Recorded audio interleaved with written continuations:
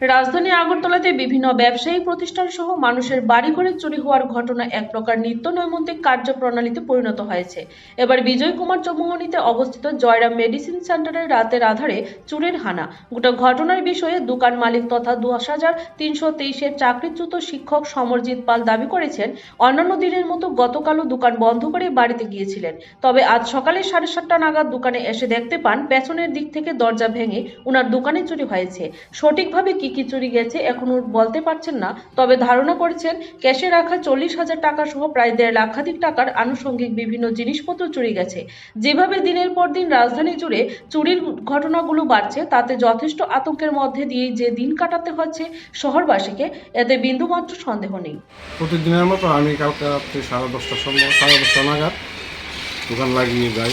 যাওয়ার পরে সকাল 7:30 নাগাদ দোকানে এসে শাটার খুলে দোকানে ঢুকে দেখি দোকানে কিছু মালপত্র এলোমেলো ভয়ে পড়ে আছে।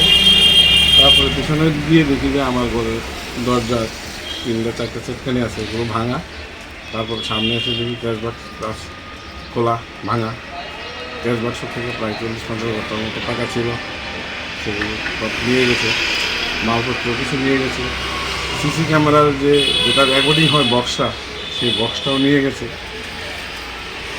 অনেক ওষুধ যেটা পেটি ছিল ওইটা নিয়ে গেছে। তারপরে কিছু দুধ, বেবি ফুড, হরলিক্স, আরও আনুষঙ্গিক কিছু বডি লোশন, ওয়েল টয়েল, এগুলো নেসলে স্প্রেটে এগুলো নিয়ে গেছে।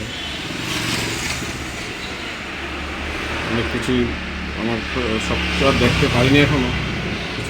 অনেকক্ষণ অপেক্ষা করার পর পুলিশ আসলো, পুলিশকে খবর দেওয়ার পর পুলিশ ইনভেস্টিগেশন করে গিয়েছে। আর কি বলবো, একজন 10,300 টিচার ছিলাম, টিচার ছিলাম।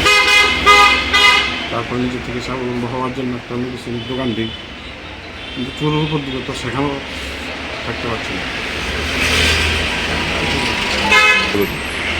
আর এখন তো ঠিক দেখতে পাচ্ছি না, সব কেটে নিয়েছে। আমি মাত্র আসলাম, আপনি আসলেন, তো নিয়ে গেছে। আমার 40-50 টাকা হবে। আর মেডিসিন একটা কালকে মাত্র মালটা আনলাম, আজকে সকালে এসে গুছাবো। ওই 2টা পেটি নিই, তাছাড়া অনেক বেবি ফুড তো নিয়ে আনুমানিক 1.5 লাখ টাকা তো হবেই।